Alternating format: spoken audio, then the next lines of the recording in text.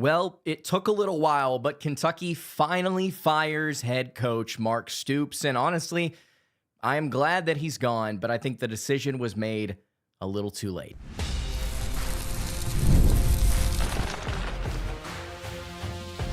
You are Locked On Kentucky, your daily podcast on the Kentucky Wildcats, part of the Locked On Podcast Network, your team every day. All right, what's going on, Big Blue Nation? Welcome on into Locked On Kentucky, your daily Kentucky Wildcats podcast. I'm your host, Lance Dawe, and on tonight's episode of Locked On Kentucky, it's an emergency episode of the show because, well, Mark Stoops has been fired. Now, we talked about earlier this afternoon about the rumblings, about the possibility of Kentucky letting Mark Stoops go. According to reports, it might be happening.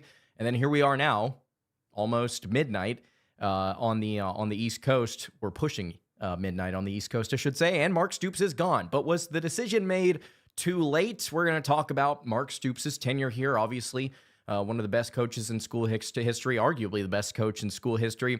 Going to talk about whether or not this was bad timing from Kentucky. I believe it is. And then to wrap up the show, we're going to take a look at some possible candidates for the Wildcats because there are some names already being thrown around out there. Thank you guys so much for making Locked On Kentucky your first listen every single day or every single evening. If you're watching on YouTube live, again, I would love it if you subscribe to the show. Leave your thoughts in the comments below. We'll be getting to them here on this live edition of Locked On Kentucky. If you're listening to this on podcast, I would also love it if you subscribe there as well and leave a review. Let me know what you think of the show. Really do appreciate all of you out there. Okay, let's go ahead and get into it. So according to reports, I believe Jeff Drummond had this first. Mark Stoops has been fired by the University of Kentucky. The Wildcats now looking for a head coach.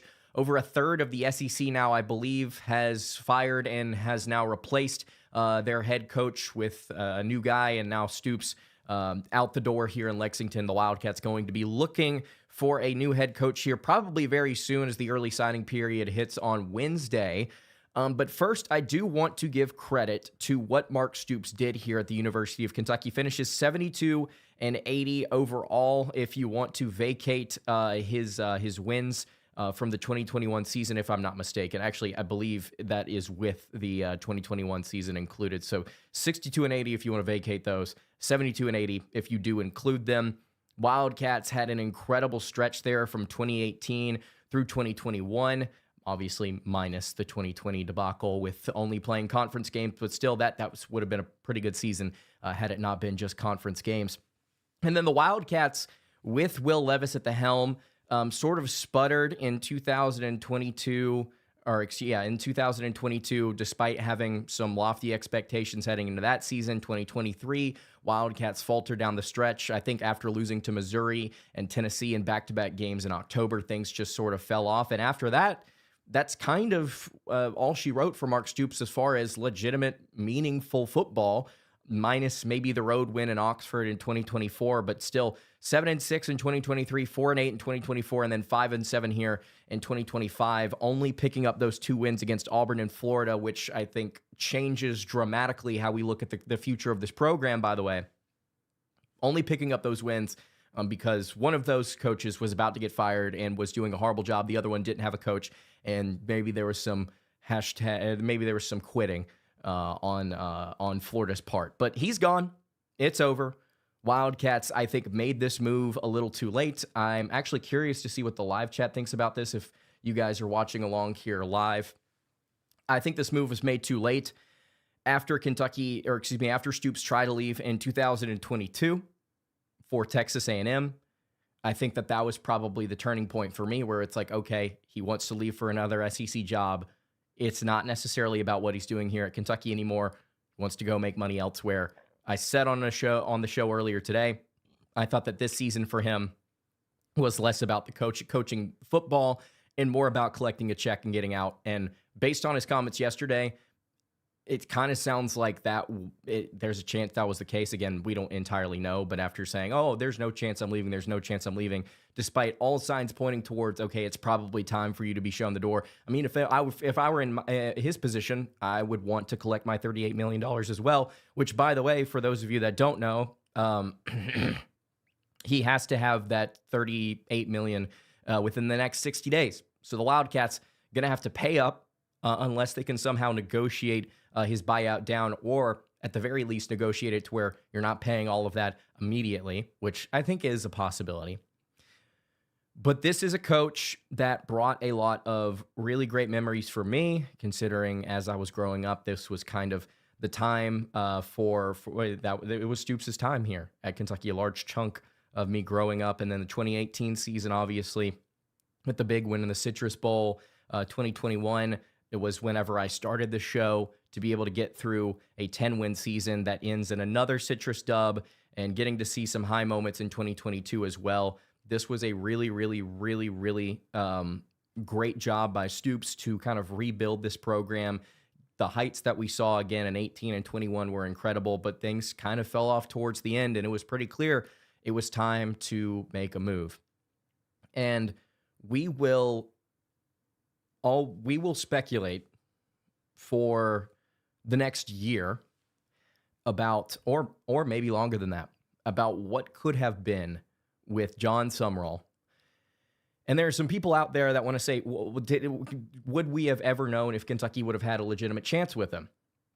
There was no reporting on it ever. So how could we know if Kentucky would have ever had a legitimate shot? And we'll never know. I think that saying that Kentucky wouldn't have had a chance is not the right perspective on this. I think if anything, it makes a lot of sense for Kentucky to have at the very least had an interview with John Sumrall, knowing how much they paid Stoops, I guess I should say. It's really, really difficult to argue that Kentucky could not have gotten in on this and finished the job here whenever, honestly, right around the time Florida fired their coach. If you had gotten in right as Billy Napier had gotten fired at Florida, you're heading into that Auburn game saying, okay, Auburn's about to fire their coach too. I'm pretty sure I was saying the exact same thing on the show then. What you have to do is you have to make the firing. You have to make a decision now and go after Sumrall while Florida is still going after Lane Kiffin and while Auburn still has a head coach. And Kentucky didn't. They sat on their hands. They watched 2 wins unfold. And we sat here on the show saying, okay, now it looks like it's going to be very difficult for Kentucky and Mitch Barnhart to make a decision. And even today, the reports came out that basically Mitch Barnhart didn't really want to do it, but then the conversations escalated as Matt Jones and other people reported, and then now the decision is finally being made. By the way, it has not officially happened according to the university. This is reporting from Jeff Drummond. I believe Pete Thamel of On3 also reported it as well. So what could have been with Sumrall? At the very least, you could have had a cup of coffee with him. You would have had a shot to talk to him and say, this is what we can pay you. We want you to come back home and rebuild the program. But again, we'll never know. We will never know. And now we walk into a coaching search that, again, needs to be done pretty quickly. And the guys that we would be looking at right now are coaches on playoff teams. And not head coaches, obviously coordinators, but still coaches on playoff teams. So we'll get to the live chat. I want to talk a little bit about,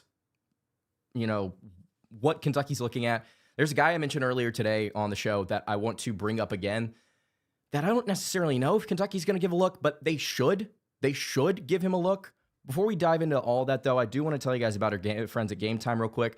The World Cup is coming back to North America for the first time since 1994. And with 48 teams for the first time ever, it's going to be massive. But let's be honest, getting tickets to that is usually the hardest part, and that's why the Game Time app is clutch. It's finally giving fans a real advantage when it comes to snagging seats. With Game Time, you can track price drops in real time, get alerts when great seats open, and buy tickets the moment they hit the app. It puts the power back in your hands and makes going to the World Cup realistic instead of impossible. You can take the guesswork out of buying World Cup tickets in every match, every concert, or event you want to go to with Game Time by downloading the Game Time app, creating an account, and using code LOCKEDONCollege for $20 off your first purchase. Terms apply. Again, download the app, make an account, and use code LOCKEDONCollege for $20 off. Swipe, tap, ticket, go. Game Time. All right. Continuing along here on tonight's episode of Locked On Kentucky, really appreciate everybody in the live chat watching. Obviously, Captain Crash in here, Wayne Evans, TaylorMade, BBN859. Really appreciate you guys in here. Robert asks, I would love to see the Oregon OC. Lance is my number one. And as you mentioned, JMU's coach number two. Who do you think would be the best recruiter? Thanks. I don't know. First of all, I appreciate the question. I don't know who would be the better recruiter of the two. My guess is Oregon's OC, Will Stein, who we'll get to here in a second. But as far as those two candidates right now, those are the kind of the two guys that I would be the most excited about. Will Stein, very, very young, 36-year-old OC for Oregon. As we mentioned on the show earlier, whenever he came into Oregon in 2023, they had a top 5 offense in terms of yards per play and total yards per game. They were tearing it up. He was doing really, really well. I believe Bo Nix was still the quarterback at that time, if I'm not mistaken, putting his offense in some really comfortable situations, not really letting pressure get to the quarterback. A lot of stuff behind the line of scrimmage, and then deep shots, obviously, to their really talented receivers. But that was a very, very fun, methodical, efficient offense that Oregon ran. It was fun, but also methodical. And then in 2022, I think they took a little bit of a step back. They were still top 25 in both those categories. 2025 now, they have still been really, really, really good. Top 15, I believe, ish in both of those categories. So he has been consistently producing despite the personnel changes. And honestly, despite a lot of injury this season, they've still been able to put some serious numbers up with Dante Moore. This is a really, really good offensive system that Will Stein's been running. I would love to see him at Kentucky just to see what he's able to do in terms of putting points on the board. As lethargic as Kentucky has been on offense, quite frankly, throughout the course of most of Stoops' tenure, but still, or I would say especially so over these past couple of seasons, I'd like to see somebody come in here and put some points on the board. In case you didn't know, former Louisville quarterback, Louisville native, somebody that I think could come into the area, knows it well and succeed, probably would be the better recruiter, again, just because the regional tie, he's from here, and then also he's able to pitch something. I think that's more concrete to recruits. It's Oregon, it's a big name. Hey, I put up points on the board at a really, really respectable school. You can come here and do the same under me. And then Bob Chesney, the James Madison head coach, is somebody else that I am really, really intrigued by. And it's somebody that does not have a ton of Division I experience, but over these 2 years at James Madison, he has really looked the part. I believe they're double-digit wins this season. They've just won. He's gone out and they have won football games.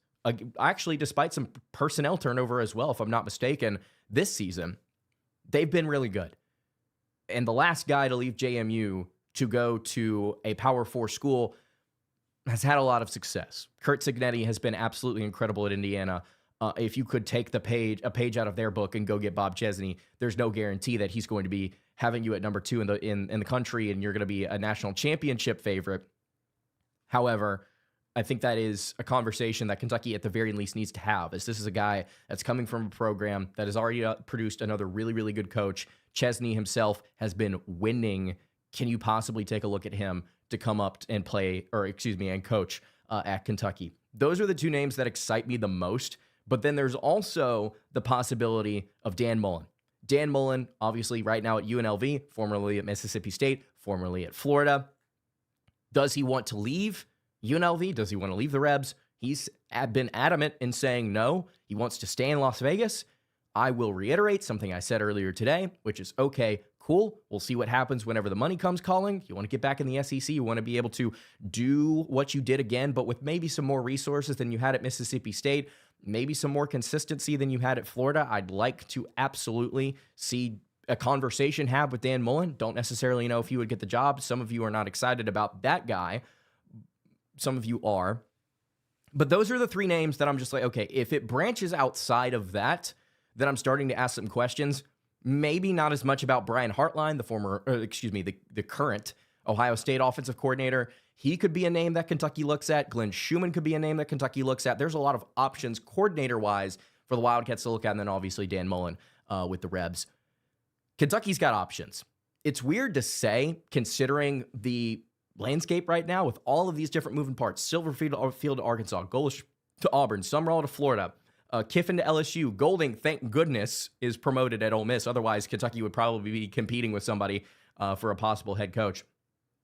But here we are, right, with options that I think are interesting enough to me because they can build on what the last couple of seasons have been. They can kind of turn things around offensively, and they can start to lay the foundation moving forward with recruiting, with transfer portal ads.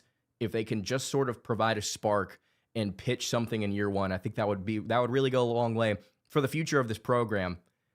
As I said earlier, and as I said back in years ago on this show, the current landscape of the SEC is really tough. And that's kind of what did Stoops in, honestly, at the end of the day. What really did Stoops in was the NIL era. That's basically what killed Mark Stoops. Was at the beginning of the NIL era, Kentucky just simply could not keep up. And I understand what Stoops was saying a couple of years ago about how Kentucky needs to pony up. They need to pay more. They need to do more to try and get these high-profile recruits. And yet and here they are now without him, and they kind of fell flat on their face towards the end of that end of his tenure, I should say. They got to be able to go out there and compete. They got to be able to go out there and pay money for some quality transfer portal kids. They've got to be able to go out there and pay the price for some good recruits from the area. If you want to have success, this is a step in the right direction, firing Mark Stoops. But also you have to be able to back it up from an administrative standpoint and from a financial standpoint and say, we are going to go get someone that will start to win his football games, and then we're going to provide him the ability to do so. We will see. We will see what happens. Stein, Mullen, Hartline, Chesney, those are some guys that I would be interested in. We'll see how this search unfolds. It's probably going to move quickly if I had to guess. But again, we'll just have to wait and see. I did not expect any sort of announcement to be made tonight. I thought it was going to be made tomorrow, and yet here we are. All right, let's wrap this up by taking a look at the live chat, hear what you guys have to say about this hire. Before we do that, though, I'll tell you guys about Omaha Steaks. The holidays feel a little easier when you already know the perfect gift. And Omaha Steaks makes it really simple, whether you're treating yourself this season or if you're sending something memorable to family or a friend. Omaha Steaks delivers handcrafted perfection right to their door. And this week is the best time to jump in because they've got a cyber sale. It's here and the deals are huge. You can get quality. It's exactly what you hope for. Tender steaks, rich flavor, meals that make hosting or even just a weeknight dinner really easy. And the variety is underrated. They've got steaks, burgers, comfort meals, sides, desserts. It's one of those gifts that literally fits anyone, whatever you want.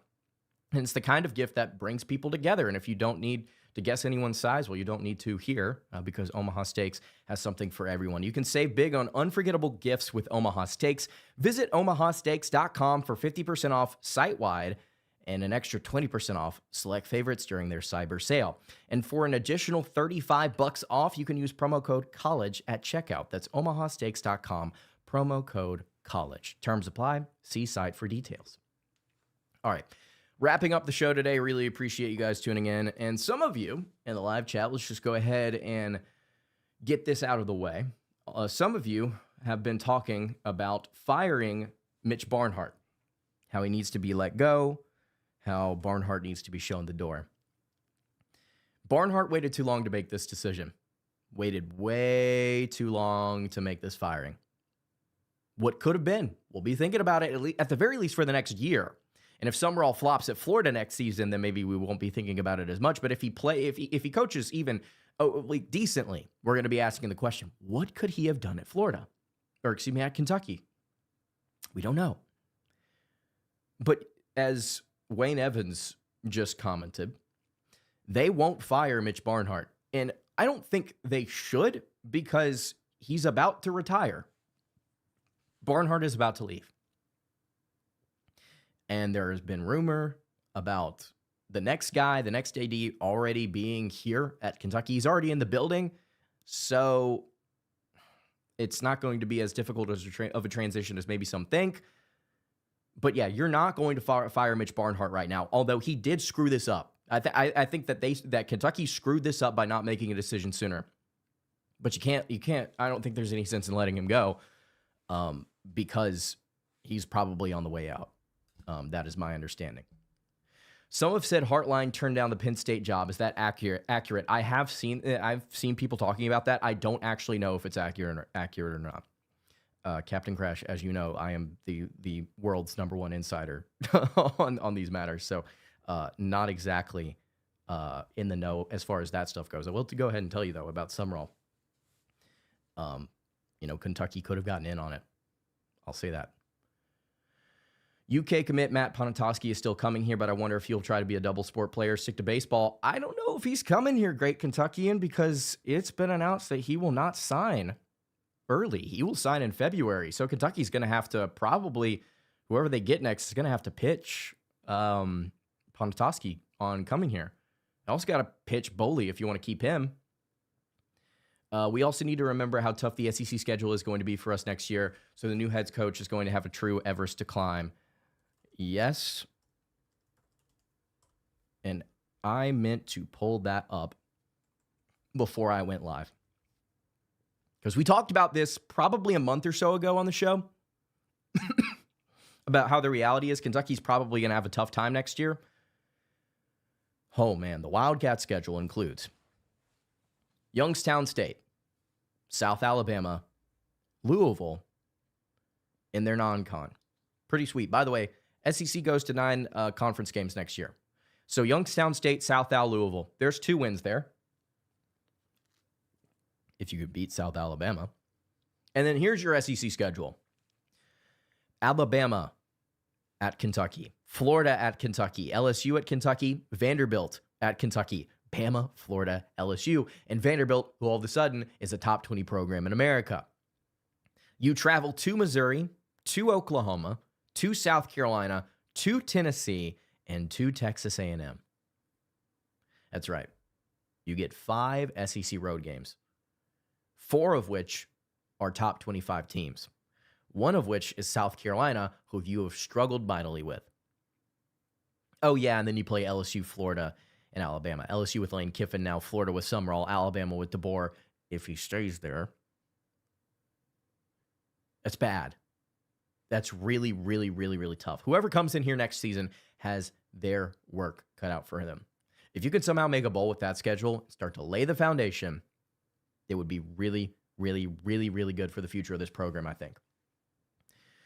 I hate that Dane Key went to Nebraska, but Robinson came from there and flourished at UK. We also, he's been a good at the rest of sports. If that's true, it would be a bad omen for our prospects. I agree. SEC is the hardest place to prosper in right now. I also agree, especially if you're a bottom tier to bottom of the barrel school like Kentucky is.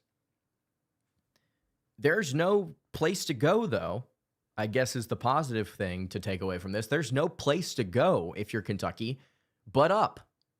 Next season, you can beat Louisville. You can beat South Alabama. You can beat Youngstown State. You can absolutely beat Florida. You get Vandy at home. You can beat them. And then you got to go on the road. You got to steal one against South Carolina, maybe possibly against somebody like Missouri as well. There you go. You're getting to bowl eligibility.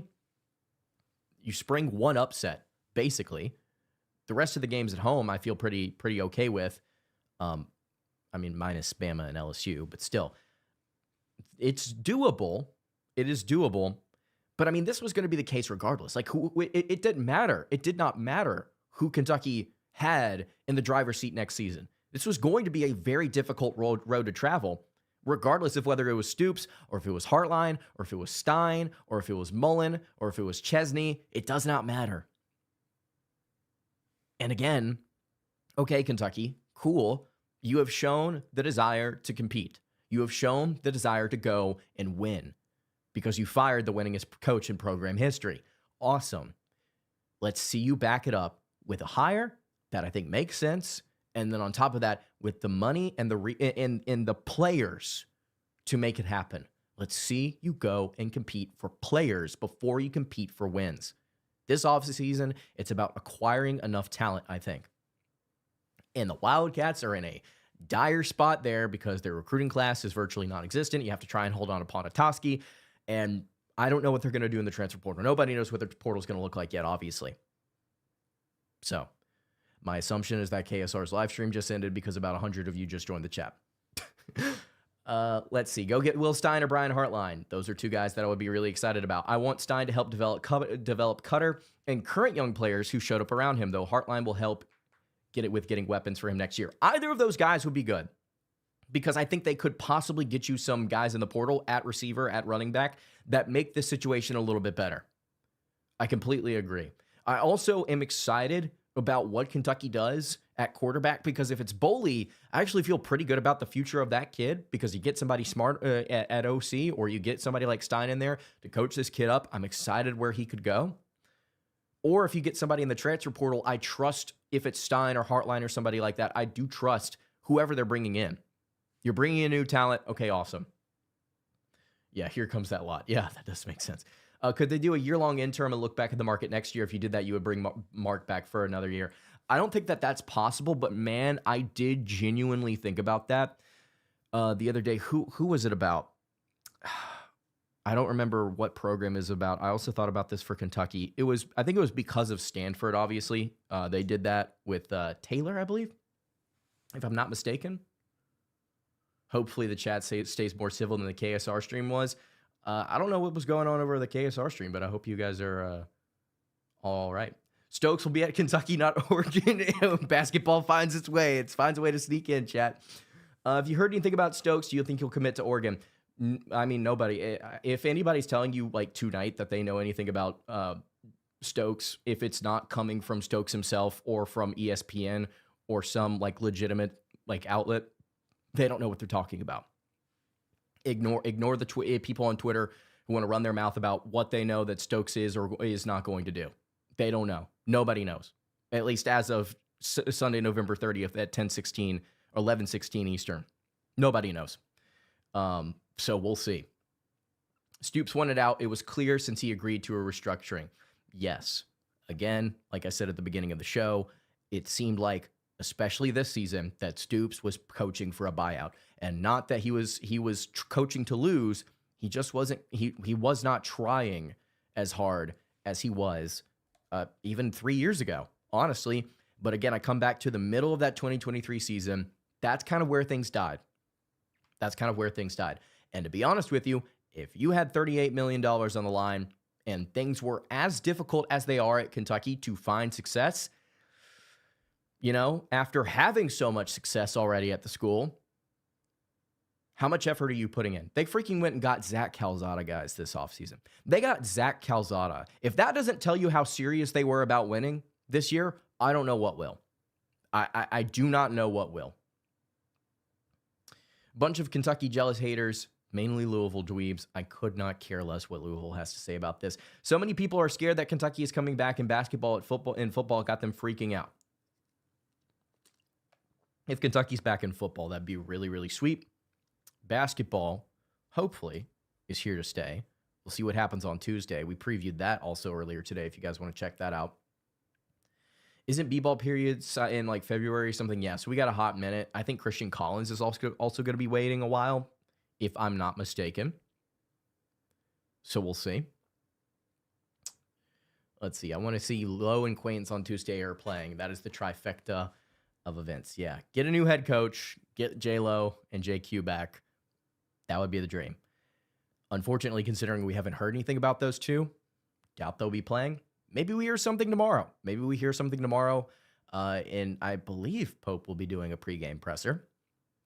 And maybe we hear that Lowe is a maybe, or maybe that he's good to go. I don't know. Maybe they stay quiet and then they surprise us on Tuesday. Well, only time will tell. And you look at Chadwell at Liberty. That's another name that could be interesting with how poorly Liberty has performed, with how dominant they should have been over these last few years. I don't know. But that's somebody that you could take a look at. Let's see. Uncle of mine had a weird conspiracy that at UK only one sport can have success while the other one turns mediocre. So if football does well, basketball needed to go down, then vice versa. Well, I hope in that case. For me personally, if I have to choose one, I'm choosing basketball. Sorry. I'm sure a lot of you would agree. Actually, you can leave your thoughts in the comments below. If only one could succeed for the rest of your life, and I mean succeed, like be really, really elite, while the other one at best was just mid, what would you choose? I'd choose basketball personally. Lance, would they have made this move without talking to potential hires? At the very least, without talking to Stein. I don't think so. Yeah, KSR staying, Will Stein will be on top of Kentucky's list. Yeah, that's the expectation. We'll see. I'm also curious to see how long that takes to get done because of the fact that Oregon's going to be in the playoff.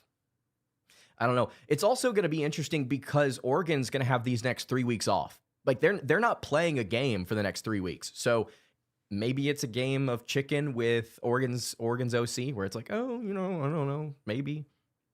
And now we just have to sit here for the next 3 weeks and speculate over whether or not Stein could actually make the move or will. Or they rip him away from Oregon before their playoff run, and then Oregon fans hate us for the rest of their life. Oh, and then Tyron Stokes also commits to Kentucky, and then Oregon fans really hate us. We don't know. Basketball, but that's probably because I've only known basketball to be really successful. That's all. That's fair. Basketball, enough said. Basketball will be the next head coach. Stein, Hartline, Bob Chesney at JMU, Dan Mullen at UNLV, formerly of Mississippi State and Florida. Those are the guys that I'm kind of thinking of right now. Someone mentioned Butch Jones at Arkansas State. Brother, we are not champions of life over here. Please keep that away from me respectfully. We need a head coach because the portal opens on Wednesday. Plus, as mentioned before, early signing begins this month. Yeah, they better go try and get their guy. We'll see what happens with Stein. Who knows? He could be announced tomorrow before I will even wake up. Anyway. All right. I appreciate you guys tuning in. It's getting close to midnight. I'm tired. You're tired. I'm sick. I don't know if you are, but I hope you get better soon. 3 choices in order are Stein, Hartline, and Mullen. Does it actually open Wednesday? I thought it was later than that. I believe it opens Wednesday. So, all right. I think that's going to do it for tonight's episode of Locked On Kentucky. Really appreciate you guys tuning in. Again, if you have not subscribed to the show, subscribe. I promise, probably the next time you see me, I'll have a new haircut. If I don't,